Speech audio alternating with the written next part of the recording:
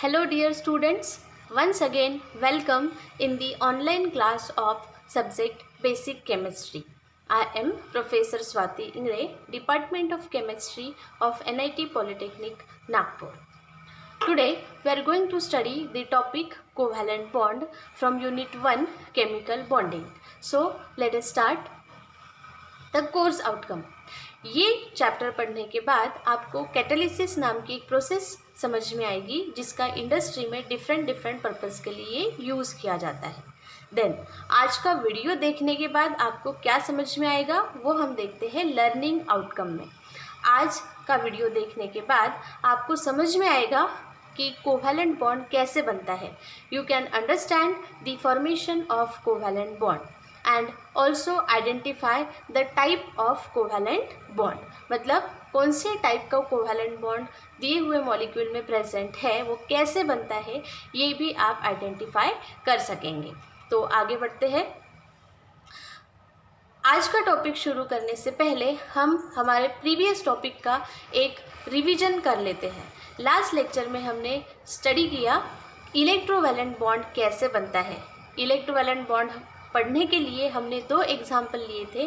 पहला एग्जाम्पल हमारा था NaCl molecule, that is sodium chloride molecule, और दूसरा एग्जाम्पल हमने पढ़ा था MgO मॉलिक्यूल। और उस लेक्चर के माध्यम से आप इलेक्ट्रोवैलेंट कंपाउंड को आइडेंटिफाई कर सकते थे, क्योंकि इलेक्ट्रोवैलेंट बॉन्ड की डेफिनेशन ये कहती है कि जो बॉन्ड इलेक्ट्रॉन के लॉस एंड गेन से बनता है, एक एटम इलेक्ट्रॉन लूज करता है और दूसरा एटम इलेक्ट्रॉन गेन करता है, ऐसे कंडीशन में जो बॉन्ड बनता है उसे कहा जाता है इलेक्ट्रोवैलेंट बॉन्ड। तो हम आज का टॉपिक हमारा स्टार्ट करते हैं। हमारे सिलेबस में हमें डिफरेंट टाइप्स के बॉन्ड पढ़ने हैं, जैसे कि electrovalent bond, covalent bond, coordinate bond, hydrogen bonding, metallic bond. Last lecture में हमने इलेक्ट्रोवैलेंट बॉन्ड पढ़ा, इस लेक्चर में हमको कोवैलेंट बॉन्ड पढ़ना है। तो सबसे पहले हम कोवैलेंट बॉन्ड की डेफिनेशन देखते हैं। क्या है definition? The bond which is form by mutual sharing of electron, ऐसा बॉन्ड जो इलेक्ट्रॉन के म्यूचुअल शेयरिंग से बनता है, लेकिन कौन से एटम्स के बीच? Between electronegative atoms is called as covalent bond. जब हमने इलेक्ट्रोवैलेंट बॉन्ड पढ़ा था तब हमने देखा था कि एक एटम इलेक्ट्रॉन लूज करता है, मतलब वो होता है इलेक्ट्रोपॉजिटिव, और दूसरा एटम इलेक्ट्रॉन गेन करता है, मतलब वो होता है इलेक्ट्रोनेगेटिव। लेकिन जब हम कोवैलेंट बॉन्ड की बात करते हैं तो यहाँ पे सारे एटम जो रहेंगे वो इलेक्ट्रोनेगेटिव रहेंगे, मतलब अगर उनको स्टेबल होना है तो वो कभी किसी को अपने इलेक्ट्रॉन नहीं दे सकते, उनको हमेशा इलेक्ट्रॉन की ज़रूरत रहेगी। ऐसे एटम्स को कहा जाता है इलेक्ट्रोनेगेटिव एटम। अब हम इस वर्ड का मीनिंग समझते हैं कि म्यूचुअल शेयरिंग मतलब क्या। म्यूचुअल का मतलब होता है सेम टू सेम। अब यहाँ पे मैंने आपको एक एग्जाम्पल दिया है। यहाँ पे दो बच्चे हैं, एक का नाम है एमिली और एक का नाम है सारा। अब एमिली ये कह रही है कि सारा आई एम कोल्ड, मुझे बहुत ठंड लग रही है, और सारा भी कह रही है आई एम कोल्ड टू, मुझे भी बहुत ठंड लग रही है। तभी उनकी नज़र पड़ती है वहाँ पे रखे हुए एक ब्लैंकेट में। अब दोनों सोच में पड़ जाती है कि अगर मैंने ब्लैंकेट लिया तो सारा को नहीं मिलेगा, सारा सोचती है कि मैंने ले लिया तो एमिली को नहीं मिलेगा।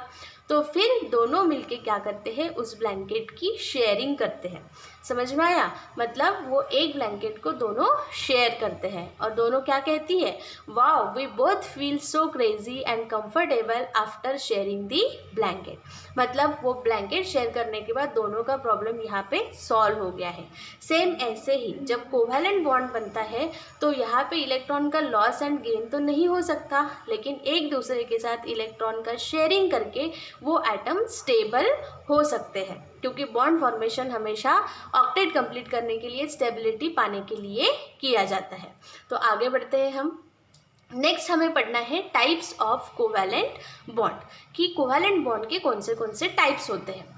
तो कोवैलेंट बॉन्ड के 3 टाइप होते हैं। एक को कहा जाता है सिंगल कोवैलेंट बॉन्ड, देन दूसरा डबल कोवैलेंट बॉन्ड, और तीसरा होता है ट्रिपल कोवैलेंट बॉन्ड। अब वन बाय वन हम एक एक समझेंगे। सिंगल कोवैलेंट बॉन्ड किसे कहते हैं? The bond form by sharing of one pair of electron, मतलब 2 electron between electronegative atom is called as single covalent bond. ऐसा बॉन्ड जिसमें शेयरिंग होती है कितने इलेक्ट्रॉन की, 1 पेयर। अब पेयर का मतलब होता है 2, तो जहाँ पे 1 पेयर ऑफ इलेक्ट्रॉन मतलब 2 इलेक्ट्रॉन की शेयरिंग होती है तब बनता है सिंगल कोवैलेंट बॉन्ड। इसके लिए हम एग्जाम्पल पढ़ने वाले हैं H2O मॉलिक्यूल मतलब वाटर मॉलिक्यूल। जब हम एग्जाम्पल डिटेल में पढ़ेंगे तो आपको अच्छे से समझ में आएगा। देन दूसरा है double covalent bond, the bond which is form by sharing of 2 pairs of electron, जहाँ पे 2 इलेक्ट्रॉन के पेयर की शेयरिंग होती है। अब एक पेयर में 2 इलेक्ट्रॉन होते हैं तो 2 पेयर में कितने इलेक्ट्रॉन रहेंगे, 4 electron between electronegative atoms is called as double covalent bond. इसके लिए हम एग्जाम्पल पढ़ेंगे CO2 मॉलिक्यूल। CO2 मॉलिक्यूल मतलब कार्बन डाइऑक्साइड मॉलिक्यूल। देन तीसरा टाइप होता है कोवैलेंट बॉन्ड का जिसे कहते हैं triple covalent bond, the bond which is form by sharing of 3 pairs of electron. फिर से हमें पता है कि एक पेयर में होते हैं 2 इलेक्ट्रॉन, तो 3 पेयर में कितने होंगे, 3 2 जा 6, तो जहाँ पे 6 इलेक्ट्रॉन की शेयरिंग होती है बिटवीन इलेक्ट्रोनेगेटिव एटम्स उसे कहा जाता है ट्रिपल कोवैलेंट बॉन्ड। और इसमें हम एग्जाम्पल पढ़ने वाले हैं N2 मॉलिक्यूल। मे भी हो सकता है कि अभी आपको ये डेफिनेशन पढ़ने के बाद ये चीज़ अच्छे से समझ में नहीं आ रही है, लेकिन जब हम 1 बाय 1 एक एक बॉन्ड पढ़ेंगे, मतलब सिंगल कोवैलेंट बॉन्ड उसके एग्जाम्पल के साथ, डबल कोवैलेंट बॉन्ड उसके एग्जाम्पल के साथ और ट्रिपल कोवैलेंट बॉन्ड उसके एग्जाम्पल के साथ, तो आपको डेफिनेटली कोवैलेंट बॉन्ड कैसे आइडेंटिफाई करना है, वो कैसे बनता है, इसके बारे में डिटेल में जानकारी ज़रूर मिलेगी। तो डियर स्टूडेंट्स, अब हम एक एक टाइप का कोवैलेंट बॉन्ड 1 बाय 1 पढ़ेंगे विथ इट्स एग्जाम्पल। तो सबसे पहला जो कोवैलेंट बॉन्ड का टाइप होता है वो है single covalent bond. Single covalent bond कब बनता है, जब इलेक्ट्रोनेगेटिव एटम्स के बीच में शेयरिंग होती है, म्यूचुअल शेयरिंग होती है 1 पेयर ऑफ इलेक्ट्रॉन। जब भी हम पेयर की बात करते हैं तो पेयर मतलब होता है 2, तो यहाँ पे 2 इलेक्ट्रॉन की शेयरिंग होगी मतलब 1 पेयर ऑफ इलेक्ट्रॉन। ये बॉन्ड जो है ये पाया जाता है कौन से मॉलिक्यूल में, वाटर मॉलिक्यूल। तो वाटर का मॉलिक्यूलर फॉर्मूला हमें पता है, वाटर का मॉलिक्यूलर फॉर्मूला है H2O। तो जब हम इसका मॉलिक्यूलर फॉर्मूला अच्छे से देखते हैं तो हमें ये चीज़ पता चलती है कि इसमें 2 तरह के एटम हैं, एक है हाइड्रोजन एटम और दूसरा है ऑक्सीजन एटम। अब हम इनका नंबर भी देख लेते हैं। तो हाइड्रोजन के कितने एटम प्रेजेंट है, 2, और ऑक्सीजन के कितने एटम प्रेजेंट है, 1। तो यहाँ पे 2 तरह के एटम हैं, एक है हाइड्रोजन एटम और दूसरा एटम है ऑक्सीजन। देन अब सबसे इम्पॉर्टेंट कंडीशन ये है कि हमें ये पता होना चाहिए कि हाइड्रोजन और ऑक्सीजन इनका एटॉमिक नंबर क्या है, मतलब उसमें कितने इलेक्ट्रॉन्स प्रेजेंट है। तो हाइड्रोजन का एटॉमिक नंबर होता है 1 और ऑक्सीजन का एटॉमिक नंबर होता है 8। मतलब हाइड्रोजन के पास है 1 इलेक्ट्रॉन और ऑक्सीजन के पास है 8 इलेक्ट्रॉन। इसके आधार पे हम इसका इलेक्ट्रॉनिक कॉन्फ़िगरेशन भी लिख सकते हैं। तो हाइड्रोजन के पास 1 इलेक्ट्रॉन होने की वजह से इसके सिर्फ k ऑर्बिट में कितने इलेक्ट्रॉन रहेंगे, 1 इलेक्ट्रॉन, और ऑक्सीजन के पास 8 इलेक्ट्रॉन होने की वजह से इसके k ऑर्बिट में रहेंगे 2 और l ऑर्बिट में रहेंगे 6 इलेक्ट्रॉन। ये हो गया इसका इलेक्ट्रॉनिक कॉन्फ़िगरेशन। देन अब हम थोड़ा सा डायग्रामेटिक रिप्रेजेंटेशन देख लेते हैं जिसके आधार पर बॉन्ड का फॉर्मेशन आपको अच्छे से समझ में आएगा। अभी अभी हमने देखा कि हाइड्रोजन के कितने एटम है, 2, इसलिए डायग्राम बनाते समय हमें हाइड्रोजन के 2 एटम ड्रॉ करने हैं। ये हो गया फर्स्ट हाइड्रोजन एटम, ठीक है। देन ऑक्सीजन एटम हम बीच में बना लेंगे और ये हो गया है दूसरा हाइड्रोजन एटम, ठीक है। देन इसका एटॉमिक नंबर 1 है, मतलब इसके आउटर मोस्ट ऑर्बिट में कितने इलेक्ट्रॉन है, 1। इस हाइड्रोजन के भी आउटर मोस्ट ऑर्बिट में कितने इलेक्ट्रॉन है, 1। और ऑक्सीजन का इलेक्ट्रॉनिक कॉन्फ़िगरेशन है 2 6, मतलब इसके आउटर मोस्ट ऑर्बिट में कितने इलेक्ट्रॉन है, 6। अब डायग्राम बनाते समय हम आसान करने के लिए इनर ऑर्बिट के इलेक्ट्रॉन्स नहीं बनाएंगे, हम सिर्फ आउटर मोस्ट ऑर्बिट के इलेक्ट्रॉन बनाएंगे। तो हाइड्रोजन के आउटर मोस्ट ऑर्बिट में इलेक्ट्रॉन है 1, इसको हम क्रॉस साइन से डिनोट कर लेते हैं। इस हाइड्रोजन के भी आउटर मोस्ट में कितने इलेक्ट्रॉन है, 1। देन इसके आउटर मोस्ट में टोटल इलेक्ट्रॉन है 6। अब डिफ्रेंशिएट करने के लिए हम इसके इलेक्ट्रॉन डॉट से बना लेते हैं, तो 1 2 3 4 5 एंड 6। अब जब हम इनका इलेक्ट्रॉनिक कॉन्फ़िगरेशन देखते हैं तो ऑक्टेट रूल हमने पढ़ा है ऑक्टेट रूल से हमें किसी भी एटम की स्टेबिलिटी के बारे में जानकारी मिलती है। ऑक्टेट रूल ये कहता है कि आउटर मोस्ट ऑर्बिट में अगर 8 इलेक्ट्रॉन रहेंगे तो वो एटम स्टेबल रहेगा, अदरवाइज वो एटम अनस्टेबल रहेगा। तो यहाँ पे हाइड्रोजन की भी ऑक्टेट कंप्लीट नहीं है और ऑक्सीजन की भी ऑक्टेट कंप्लीट नहीं है, इसीलिए ये तीनों एटम कैसे हैं, अनस्टेबल। ठीक है, तो यहाँ पे हम लिख देते हैं कि ये तीनों एटम कैसे हैं, अनस्टेबल। अब हम ये समझ लेते हैं कि ये इलेक्ट्रोनेगेटिव एटम कैसे है। तो अगर इनको स्टेबल होना है तो ये किसी को अपने इलेक्ट्रॉन नहीं दे सकते, इनको इलेक्ट्रॉन की ज़रूरत है। ठीक है, तो हम पहले सबसे पहले हाइड्रोजन के लिए देख लेते हैं। अगर हाइड्रोजन को स्टेबल होना है तो उसके आउटर मोस्ट ऑर्बिट में 8 इलेक्ट्रॉन होने चाहिए। तो अगर इसको 8 इलेक्ट्रॉन चाहिए मतलब इसको 7 इलेक्ट्रॉन कहीं से तो भी मैनेज करना है। तो हाइड्रोजन एटम अगर कहीं से 7 इलेक्ट्रॉन मैनेज कर लेता है तो उसके आउटर मोस्ट ऑर्बिट में कितने इलेक्ट्रॉन हो जाएंगे, 8। लेकिन यहाँ पे कहानी में ट्विस्ट है। अब ट्विस्ट कैसे, अगर हाइड्रोजन ने कहीं से तो भी 7 इलेक्ट्रॉन मैनेज कर लिए तो इसका इलेक्ट्रॉनिक कॉन्फ़िगरेशन हो जाएगा 8। लेकिन ये इसकी कौन सी ऑर्बिट है, के ऑर्बिट, और हमें पता है कि के ऑर्बिट में मैक्सिमम सिर्फ 2 ही इलेक्ट्रॉन रह सकते हैं, 8 इलेक्ट्रॉन नहीं रह सकते। तो सिर्फ ये हाइड्रोजन और हेलियम, ये ऐसे 2 एटम हैं। हाइड्रोजन का एटॉमिक नंबर होता है 1 और हेलियम का एटॉमिक नंबर होता है 2। ये ऐसे 2 एटम हैं पूरे एलिमेंट्स में, ये ऐसे 2 एलिमेंट है जिनकी स्टेबिलिटी की कंडीशन ऑक्टेट नहीं है। मतलब इनको आउटर मोस्ट ऑर्बिट में स्टेबल होने के लिए 8 इलेक्ट्रॉन नहीं चाहिए, इनकी स्टेबिलिटी की कंडीशन है 2, और 2 मतलब इसका मतलब होता है ड्यूप्लेट। तो इनकी स्टेबिलिटी की कंडीशन क्या है, ड्यूप्लेट। मतलब अगर इन्हें स्टेबल होना है तो इनके आउटर मोस्ट ऑर्बिट में कितने इलेक्ट्रॉन होने चाहिए, 2। तो हाइड्रोजन के आउटर मोस्ट में कितने इलेक्ट्रॉन है, 1, इसकी वजह से वो कैसा है, अनस्टेबल। और हेलियम के आउटर मोस्ट में कितने इलेक्ट्रॉन है, 2, तो इसकी कंडीशन ही क्या है, स्टेबिलिटी के ड्यूप्लेट। तो हेलियम इज ऑलरेडी स्टेबल। बाकी बचे हुए जितने भी एलिमेंट है सबके स्टेबिलिटी की कंडीशन क्या है, ऑक्टेट। बस हाइड्रोजन और हेलियम की स्टेबिलिटी की कंडीशन क्या है, ड्यूप्लेट। ठीक है, तो अब हम ये देख लेते हैं कि इसको अगर स्टेबल होना है तो कितने इलेक्ट्रॉन की ज़रूरत है। तो वो हम यहाँ पे लिख लेते हैं कि अगर हाइड्रोजन को स्टेबल होना है तो इसे कितने इलेक्ट्रॉन की ज़रूरत है, 1। इस हाइड्रोजन को भी स्टेबल होना है तो कितने इलेक्ट्रॉन की ज़रूरत है, 1। और ये जो कुछ भी ऑक्सीजन एटम है इसको अगर स्टेबल होना है तो इसकी स्टेबिलिटी की कंडीशन तो ऑक्टेट ही है, तो इसको कितने इलेक्ट्रॉन की ज़रूरत है, 2 इलेक्ट्रॉन की ज़रूरत है।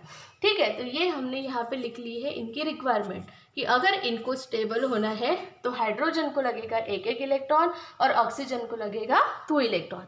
अब हम हमारे इस पॉइंट पे आते हैं कि यहाँ पे म्यूचुअल शेयरिंग ऑफ इलेक्ट्रॉन कैसे होगी।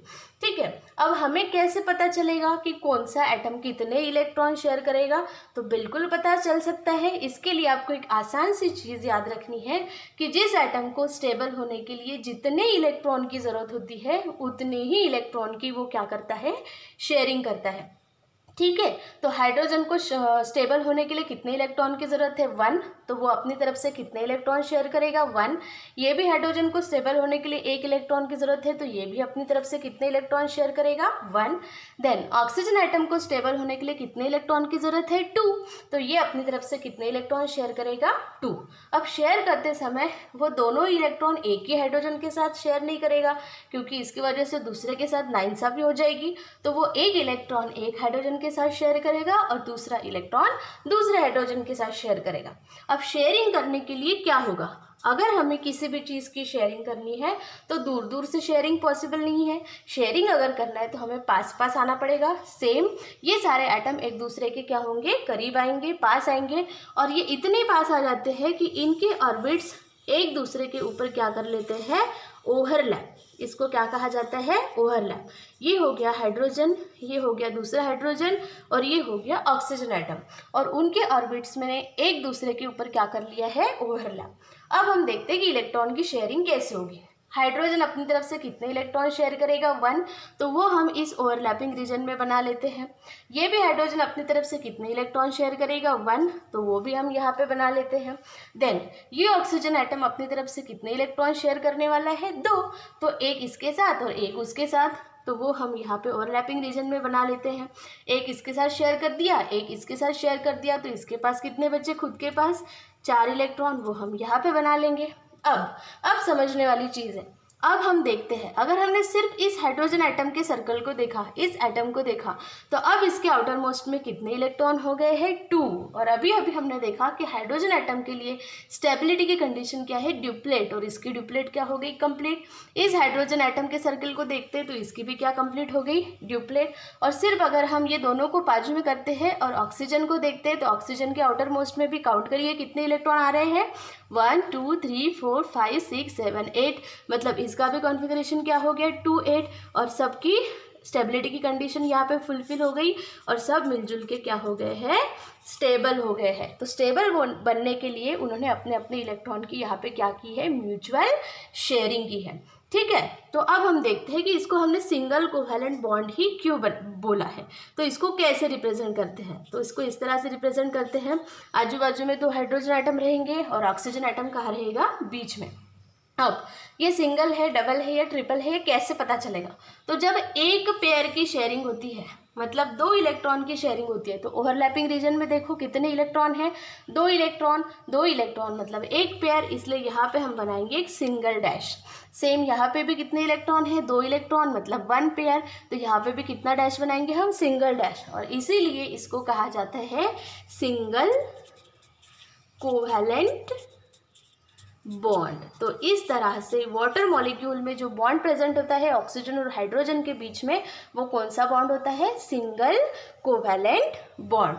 तो आई होप कि आपको वाटर मॉलिक्यूल कैसे बनता है, उसमें कौन सा बॉन्ड प्रेजेंट होता है, क्यों प्रेजेंट होता है, ये सारी चीज़ अच्छे से समझ में आई है। इसी तरह से हम कोवैलेंट बॉन्ड में एक और एग्जाम्पल देख सकते हैं, और वो एग्जाम्पल हमारा है कौन सा मॉलिक्यूल? Chlorine molecule.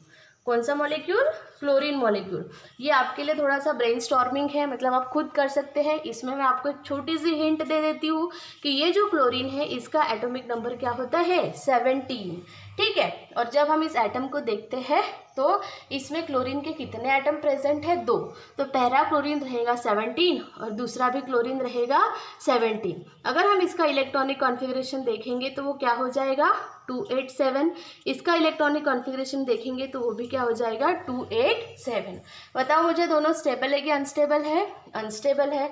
ठीक है, और दोनों किसी को दे सकते हैं क्या इलेक्ट्रॉन? नहीं, दोनों को इलेक्ट्रॉन की ज़रूरत है। इसको ऑक्टेट कंप्लीट करने के लिए 1 की ज़रूरत है, इसको भी ऑक्टेट कंप्लीट करने के लिए 1 की ज़रूरत है। मतलब ये कैसे है? इलेक्ट्रोनिगेटिव। और जितने की ज़रूरत होती है उतने की इनमें क्या होगी? शेयरिंग। तो ये क्लोरीन एटम अपनी तरफ से 1 इलेक्ट्रॉन शेयर करेगा और ये क्लोरीन एटम भी इसके साथ अपनी तरफ से 1 इलेक्ट्रॉन शेयर करेगा। तो शेयरिंग रीजन में कितने इलेक्ट्रॉन रहेंगे? 2 इलेक्ट्रॉन। 2 इलेक्ट्रॉन मतलब 1 पेयर। इसीलिए क्लोरीन मॉलिक्यूल में भी कौन सा बॉन्ड प्रेजेंट रहेगा? Single covalent bond.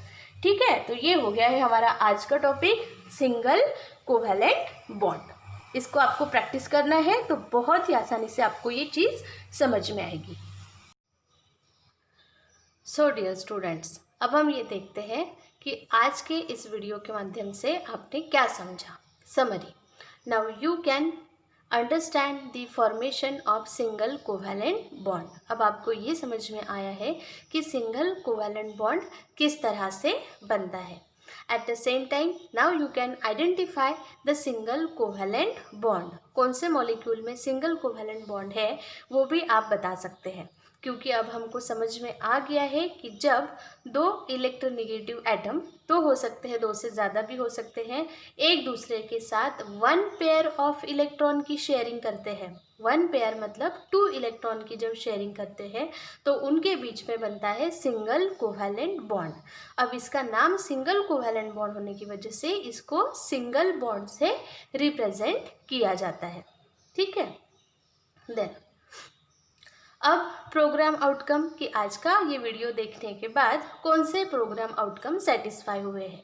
आपको कोवैलेंट बॉन्ड के बारे में बेसिक नॉलेज मिला है कि ये बॉन्ड जो है वो इलेक्ट्रॉन के म्यूचुअल शेयरिंग से बनता है। ये चीज़ आपको हमेशा काम में आने वाली है, मतलब आपको लाइफ लॉन्ग लर्निंग भी यहाँ से मिला है। अब बारी आती है असाइनमेंट्स की, क्योंकि जब तक हम असाइनमेंट नहीं करेंगे हमको जो हमने पढ़ा है वो चीज़ अच्छे से क्लियर नहीं होगी। तो आज का आपका सिर्फ एक सिंगल असाइनमेंट है कि describe the formation of bond in water molecule. आपको ये डिस्क्राइब करना है, ये बताना है, ड्रॉ करके देखना है कि वाटर मॉलिक्यूल में ये सिंगल कोवैलेंट बॉन्ड किस तरह से बनता है। नेक्स्ट टॉपिक में हम पढ़ने वाले हैं एग्जाम्पल डबल कोवैलेंट बॉन्ड और ट्रिपल कोवैलेंट बॉन्ड, तो आपको वो भी अच्छे से समझ में आएगा। ये जो मैं हमेशा आपको बताती हूँ कि कोई भी टॉपिक से रिलेटेड जो भी स्टडी मटेरियल है वो आपको केयरफुली रीड करना है। आपको वीडियो देखने के तुरंत बाद अपना असाइनमेंट कंप्लीट कर लेना है। कोई भी डिफ़िकल्टी आती है तो सब्जेक्ट टीचर को पूछना है, क्योंकि हमें एक सिस्टमेटिक एंड प्लान स्टडी करना है ताकि हम अच्छे से एग्ज़ाम में नंबर पा सकेंगे। तो don't worry, be happy, keep learning, happy learning and thank you very much.